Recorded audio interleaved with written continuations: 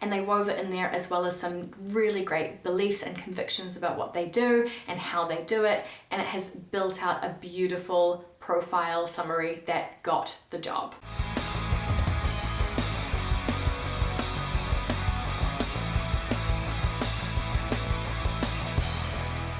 Hey badasses, welcome to another video back on the Badass Careers YouTube channel, which is dedicated to helping you level up your career and life and do work that feels so fulfilling, so aligned, and has you springing out of bed on Mondays. I am very excited to jam on today's topic, which is 5 innovative ways that you can make your resume shine and stand out to recruiters. And I know that this is going to make me instantly uncool to so many of you, but I love resumes.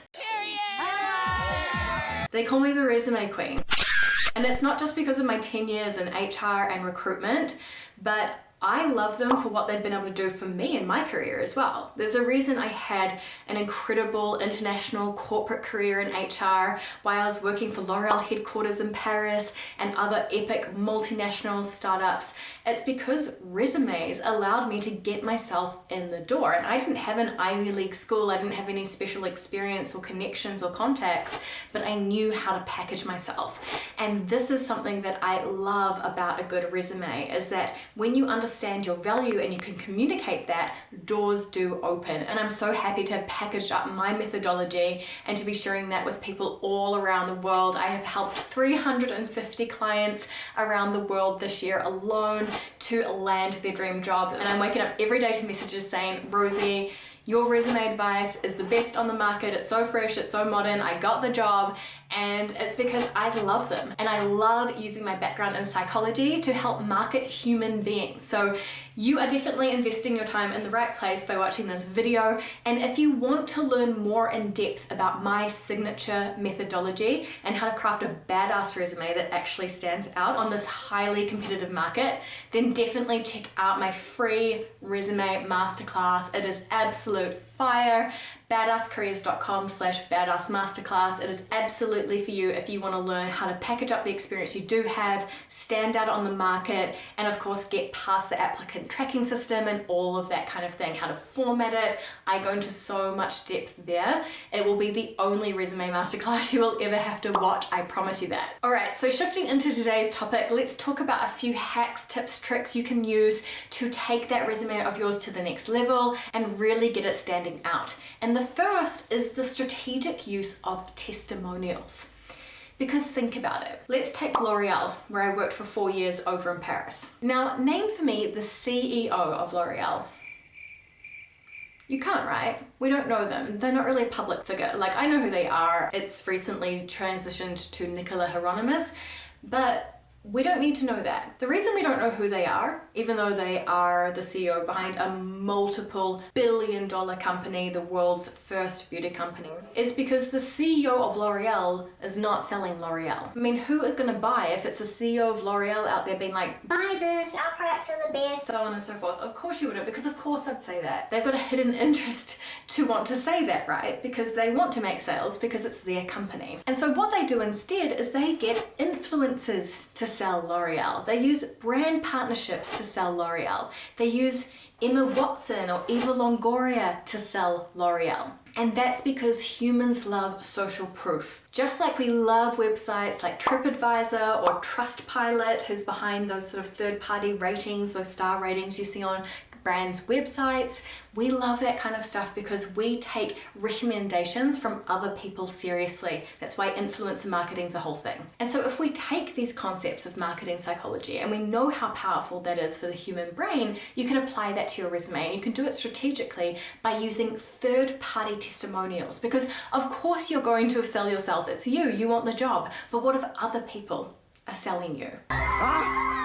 So I'm going to give you a couple of examples where you can weave that into your resume really naturally. And the first is in your summary section. So in this example here, I mean, these are always anonymized, but we have Anna Cooper. And Anna says in the final sentence of her summary, managers and colleagues have described me as a quick learner with an adaptable work style who always looks to add extra value in everything that she does. So what she's done here is probably taken information from past performance reviews, for example, and quoted what previous managers and colleagues have said about her directly in her summary.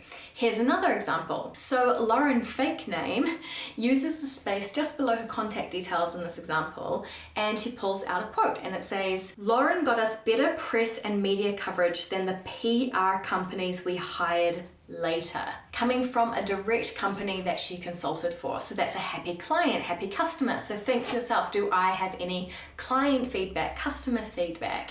Do I have any written emails or rating schemes that I've used in the past to get feedback on my work? So looking at things like past performance reviews, looking at things like emails from happy customers, looking at things like LinkedIn recommendations, where can you scour your feedback for standout sentences and testimonials about you? You could also weave it down the bottom of your resume. I've seen that done beautifully as well, with a nice quote and attributing that to the person and the relationship that you shared with that person.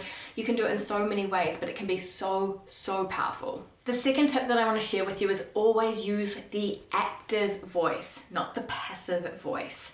And to illustrate this, here's an example. A passive voice would say, responsible for answering phones and directing calls, whereas the active voice would say answered calls and directed lines to the appropriate individual. The second example is stronger and more powerful. It packs more of a punch because it's very active. It's you taking the action and also claiming that responsibility. Responsible for XYZ almost distances you from the thing, especially if it's an achievement, and also just don't use responsible for in general, because that doesn't tell me anything. That's a job description. Like, tell me how you did it or what you achieved, right? But it's really about writing it very actively so it packs a punch and it's all about you. Another example, a passive voice would say, work was recognized for efficiency, whereas your active voice would say, recognized for work efficiency. So instead of highlighting that your work was recognized in the first example, you're highlighting that you were recognized in the second example. Now this is just a bit of a bonus, but make sure as well that those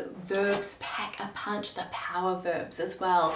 You know, you really want to lift that up in terms of designed, initiated, spearheaded. You want to use powerful language that really talks about the impact that you had in that particular moment. As always. Tip number 3 is I want you to have a very results-driven profile or summary section. So if you've been watching my videos, you know that you never put an objective section on a resume. No. Because an objective section is selfish, it's all about you, and it's like, I really want this job and I really want to grow and develop my career. And it's like, well, obviously, of course you do. So I never ever want to have an objective section on a resume. However, I always use summaries or profile sections with my clients. And this is all about your audience, and it's all about it being results driven, and it's all about showing off the value you can bring to the team should you have the opportunity to start in this role tomorrow. I'm going to give you 2 epic examples here that are going to bring this to life. The first, brand manager and marketing powerhouse with 8 years experience in brand building, strategizing, and consumer marketing. I'm inspired by cultural shifts in the industry as much as I am by technology, services, products, ingredient stories, and new business models.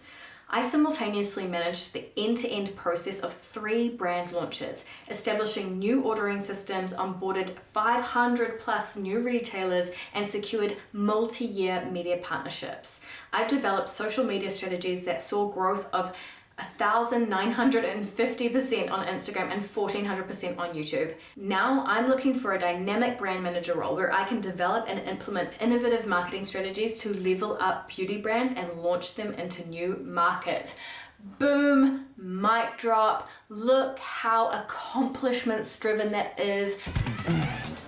Yes.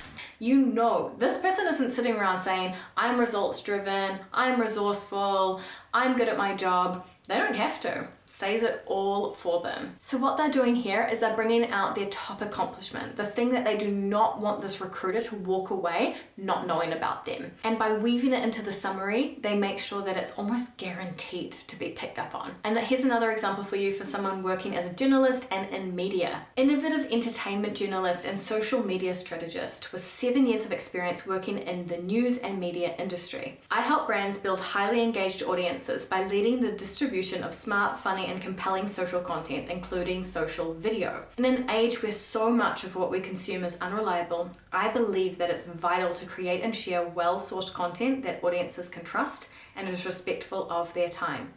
I've used this approach to drive sustainable growth for multiple brands. For example, I helped launch Secret Agency's first TikTok account and grew it to 1.4 million followers in just 7 months, leading to coverage in CNN and Digiday. I'm seeking senior roles in social media strategy with the goal of growing large and well-informed audiences. Now, these examples are coming directly from my clients inside my Badass Your Resume course, and this example is so compelling, and they actually ended up landing a role with Insider Inc. as well, which is incredible. Maybe you know Business Insider and those major publications as well that the group owns. But again, just to drive it home, they picked a core accomplishment. In this case, it was the growth of the brand's TikTok channel, and they wove it in there as well as some really great beliefs and convictions about what they do and how they do it, and it has built out a beautiful profile summary that got the job. By the way, if you are loving these resume tips, you are going to adore my resume masterclass. It's completely free and it's over an hour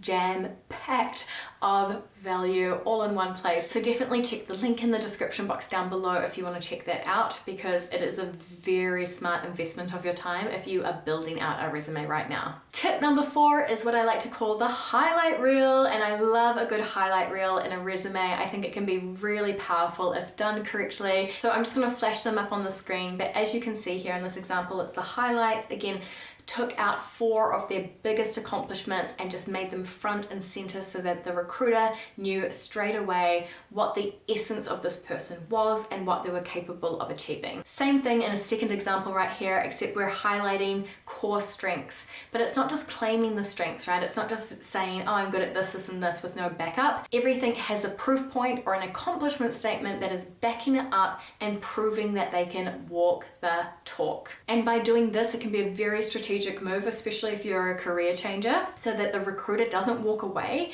without them knowing the core things at the end of the day that you really want them to know about you. Remember, if you're watching this, your resume does not and will not be your whole life story. It is a strategically tailored document that is going to give you an edge. Tip number 5 is put keywords everywhere. So I'm a big fan of keywords, both to get past the applicant tracking system, but also to consolidate your experience into a core set of keywords that says front and center, at the end of the day, this is what you can rely on me for, this is how I add value, this is what I know about.